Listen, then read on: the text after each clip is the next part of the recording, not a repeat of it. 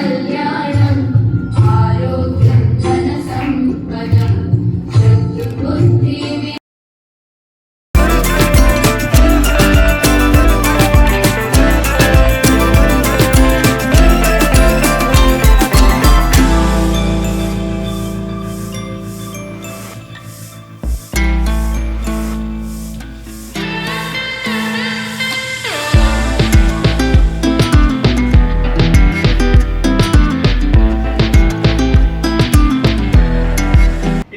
Considered as a student startup and innovation, we can provide agencies also. I congratulate those who have given this idea and the students, those who have prepared this book. Please give a big hand for them. તો આપણી ધરતી માતાની રક્ષા કરવા માટે ની આ ચર્ચા વિચારણા અને ચિંતન નો દિવસ છે હું સમજુ છું. આ કોઈ સેલિબ્રેશન નથી. This is not a Valentine day. This is not a friendship day. This is not a day, black day and a rose day and chocolate day. Come out from this deism. It is not a day, but it is what we are doing something for our Mother Earth. Now you will tell me, or I think, what is the role of the student and the educators? જે સામે બેઠા છે ને અહીંયા બેઠા છે, અને including myself. આપણો શું role? What would be the role of the educator and the students, including different faculties and branches? એવું નથી ઓઝોન ડે એટલે માત્ર આ લોકોનો ઇજારો. કોમર્સ અને મેનેજમેન્ટનું પણ થઈ શકે, સોશિયોલોજી પણ કરી શકે, હ્યુમેનિટીઝ પણ કરી શકે, ફોરેન્સિક સાયન્સ પણ કરી શકે, દરેક એમાં યોગદાન આપી શકે. એ સસ્ટેનેબલ, દાખલા તરીકે સુભાષભાઈ એક સરસ ઉદાહરણ. This is a day to day practice. We all are taking food, we are drinking food, but we are wasting food in gutters. Instead of just delving the foods in the gutters, the food can be sustained and maintained through systematic approaches by various વિદ્યાર્થીઓને, અધ્યાપકોને, HOD ને કે you take the initiative.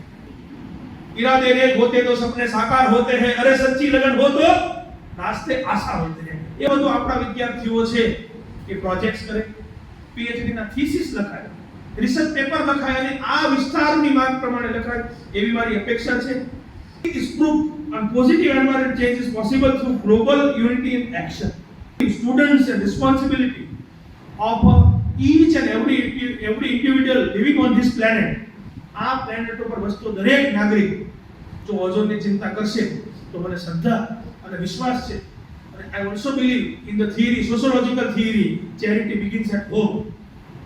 વસુધૈવ કુટુંબકની ભાવના ચરિતાર્થ કરવા માટે આપણે આ દિશામાં શું વિચારીએ છીએ, ધેટ ઇઝ નંબર 1. શું આપણે કરવા માંગીએ છીએ, ધેટ ઇઝ નંબર 2. શું આપણે કરી શકીએ છીએ, ધેટ ઇઝ નંબર 3. અને આપણે કરવાથી સમાજ, જીવન, લોકો અને પર્યાવરણને કેટલો ફાયદો થશે, that is number 4. and number 5, that is internal satisfaction. I am not doing for other, I am doing for myself. આવા ભાવ સાથે ફરી એક વખત I really congratulate to the Department of Life Sciences for their number of activities. If it is the case of publication, if it is the case of new innovation, if it is the case of new invention, this department is the leading department. This department is the pioneer department. This department is the face of Bhakta Kavi Narasimha University.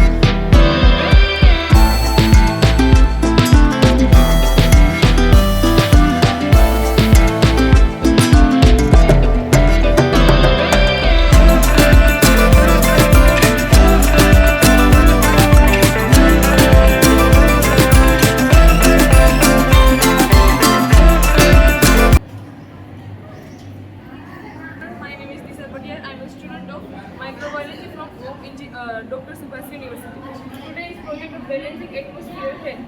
જે આપણી health important છે એવી જ રીતે ozone લેયરની પણ health important છે. પહેલાં તો ઇન્ટ્રોડક્શન છે. ઓઝોન શું છે? ઓઝોન લેયર એક લેયર છે કે જે અર્થની ઉપર અર્થના જે લેયર હોય ને એમાં એક સ્ટ્રેટોસ્ફિયર લેયર હોય એની નીચે આવેલું હોય છે. તો એનું શું વર્ક છે? જ્યારે UVA અને UVB રેડિયેશન આવશે ને જ્યારે અર્થ ઉપર તો એને એ રિફ્લેક્ટ કરશે. એ આપણે અર્થ ઉપર નહીં પહોંચવા દેશે. અને એ UVB અને UVA છે ને એ હાર્મફુલ છે. એ શું કરશે? આપણે હ્યુમન, પ્લાન્ટ, એનિમલ બધાને એવું કરશે કે ડિસ્ટર્બ કરશે અને એ ડિઝીઝ કોઝ કરશે. અને હ્યુમનમાં એ છે ને કેન્સર જેવા છે, કેન્સર છે, બર્નિંગ છે, એવા કોઝ ડિઝીઝ કોઝ કરશે.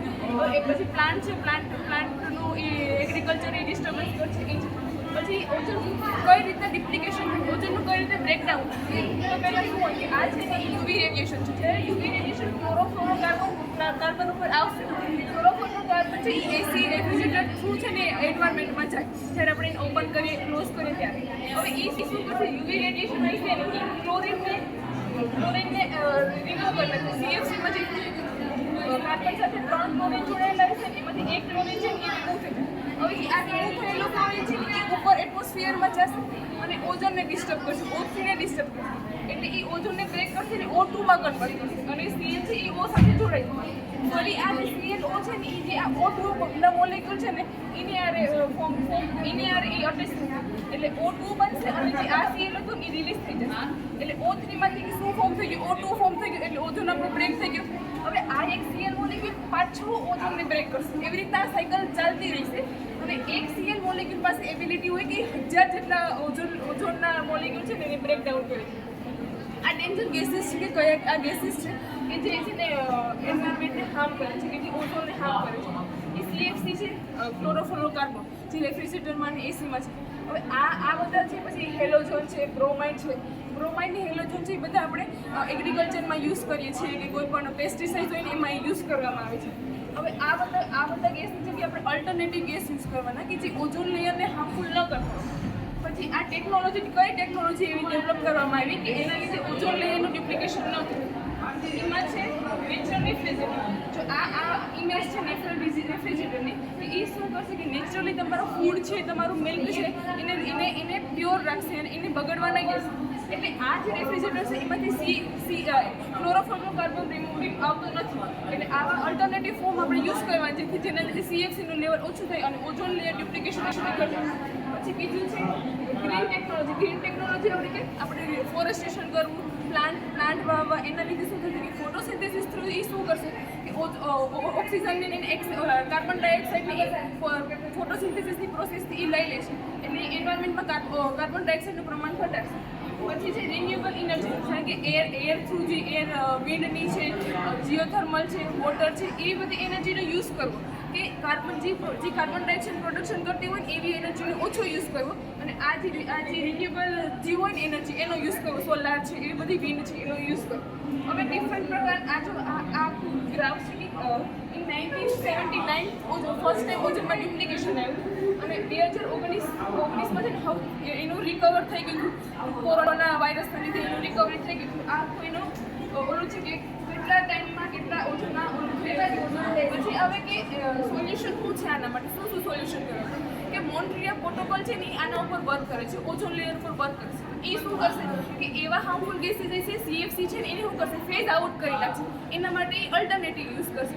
હવે એ ઘણી બધી ટેકનોલોજીનો યુઝ કરવામાં આવે. ટેકનોલોજી એટલે ઓશન ફિલ્ટ્રેશન કરવામાં. એમાં શું કરવામાં આવે કે જે ફાઇટોપ્લેન્ક્ટન હોય એ ઓશનમાં હોવાના છે તો એને શું પ્રોવાઈડ કરવામાં આવે? Nutrient access amount of nutrient provide કરવામાં આવે. તો એ શું કરશે કે કાર્બન ડાયોક્સાઇડ ફોટોસિન્થેસિસ થ્રુ એનું ગ્રોથ માટે શું કરશે કે કાર્બન ડાયોક્સાઇડ લઈ લે છે. એટલે શું થશે કાર્બન ડાયોક્સાઇડ પ્રમાણ ઓછું થઈ જાય. બીજું શું આવે? સેટેલાઇટ ગોઠવવામાં આવે ઉપર. એ સેટેલાઇટમાં મિરર ગોઠવવામાં આવે. એ શું કે જ્યારે સનની એનર્જી આવશે ને એ રિફ્લેક્ટ થઈને ડાયરેક્ટ સ્પેસમાં જશે. એ આવશે ઓછી આવશે, 100% આવશે, 20-30% અર્થમાં આવશે અને બાકી બધી છે ને એ સ્પેસમાં વહી જશે. બીજી આવે કે ક્લાઉડની એક મેથડ આવે, બ્રાઇટનિંગ ક્લાઉડ. એમાં શું હોય કે જે અર્થની આજુબાજુના જે ક્લાઉડ હોય ને ઉપર ઓઝોનની ઉપર જે ક્લાઉડ એમાં શું કરવામાં આવે કે સોલ્ટનું સ્પ્રે કરવામાં આવે.